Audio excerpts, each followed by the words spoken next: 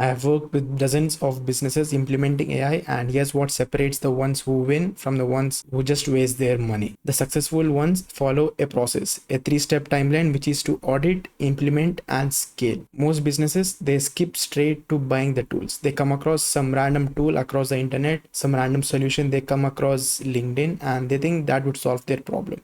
But fast forward 3 months, it's just sitting there unused. And if you're sitting there wondering how to even start with the AI adoption in your business, you're not alone. I've seen countless founders and managers who get overwhelmed by the noise in the internet. Everyone talking about what tools to buy, what to use, but no one explaining how it would actually fit in their business. So in this video, I'll be breaking down the three-step framework that we use for our clients, whether they are working in healthcare, legal, manufacturing, or even e-commerce. This works across every industries. And by the end of this video, you'll know exactly how you can replicate this for your business and mainly become an AI first business. So let's jump right in. All right, now the first step is to audit your processes. Compare this step like you're going to the doctor. You don't just go into the doctor and say that you need a new medication that you saw on the TV. That's not how it's supposed to work. The doctor diagnoses you first, run tests on you, and figures out what's actually wrong with you. And then he prescribes the right treatment based on your problem. And AI works the same exact way. You need to find out what's causing the problem before you try to fix them. But most businesses skip this step, and that's exactly why most of their investments fail. So how do you perform the audit? Here's the process that we use in our business. The first step is to speak to your people. I don't just mean the people who are doing the leadership role. I mean the people that are actually doing the process, be sales reps, analysts, or customer support agents. So you need to go to them and ask them a few questions like what's slowing your team down, where are deals getting stuck, what takes the longest, and what manual work is eating up your team's time. And a key thing to note is that you must not ask them any vague questions like what AI tools do you need, where do you want AI in your work, something like that. They can't answer that question. You need to ask them questions that's relevant to their role and department. And once you complete this step, you will get real ideas and pain points that bugging your team. So the next step is to plot the problem that you identified in a simple graph. And here's the demo graph that we use for our clients. So in the x-axis, there's business value, which is the impact that it can create for the business.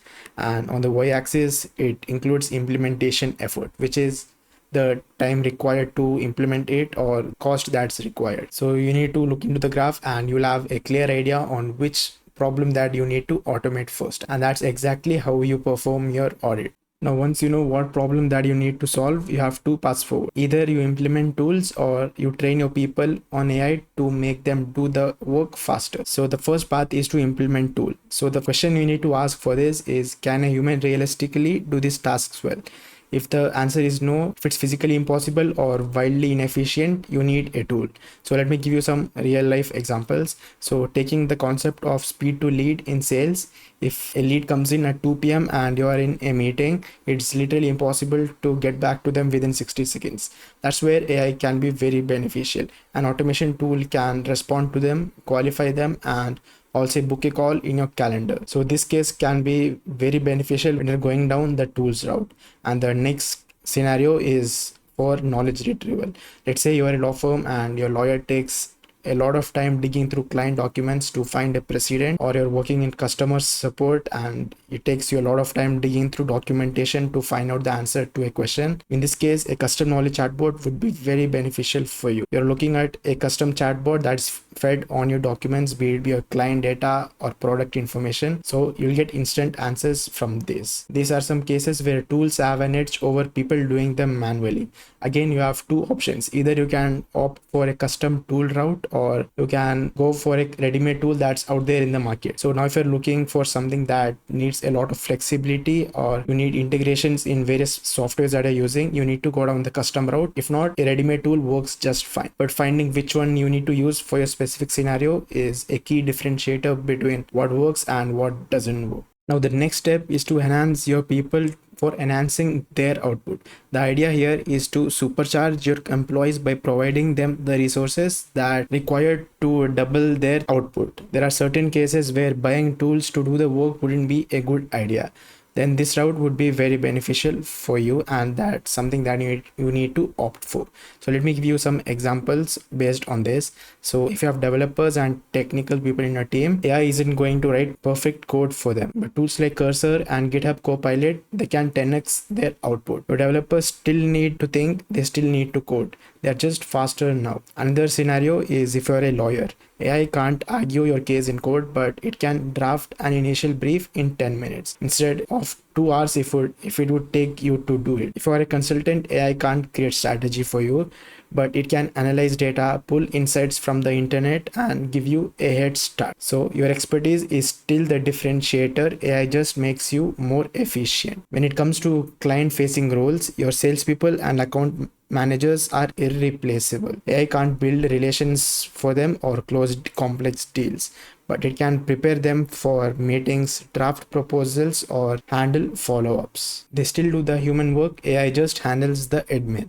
And here's the thing, for path 2 to work, you need to build AI literacy across your company. That means adopting a learning mindset, attending workshops, experimenting with tools, and sharing wins internally. You want to make AI fluency a core agenda in your company, not just for your tech team, but for everyone. Now, whether you're going down the tool route or the training route, you need to understand this. You have to start small, prove that it works, and then scale. Don't try to transform your entire business overnight. You need to pick one department, one pain point, implement, see results, and then move on to the next, iterating on what works in the previous steps. And that's the third step, which is to scale on what works. Once you have proven ROI in one area, roll it out, build on your wins, and create momentum. And before you know it, AI goes from being just another trendy term to the leverage that sets your business apart and pulls you ahead of everyone else.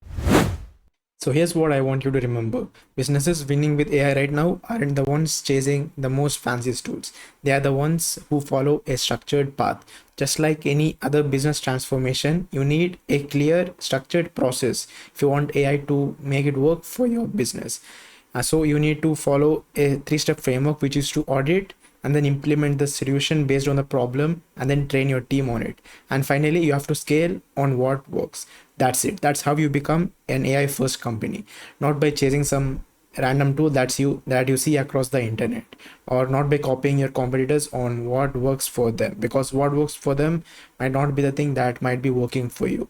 So that's it. You have to be strategic by having a plan. So if you're a business owner and you want to become an AI first company, if you want to 10x your output without hiring more, you can check out the first link in the description, where you can book a free consultation with me, where we can go through your business process and see where are your bottlenecks and come up with a roadmap that works for your business. That's it. Hope you got value from this video. I'll see you in the next one.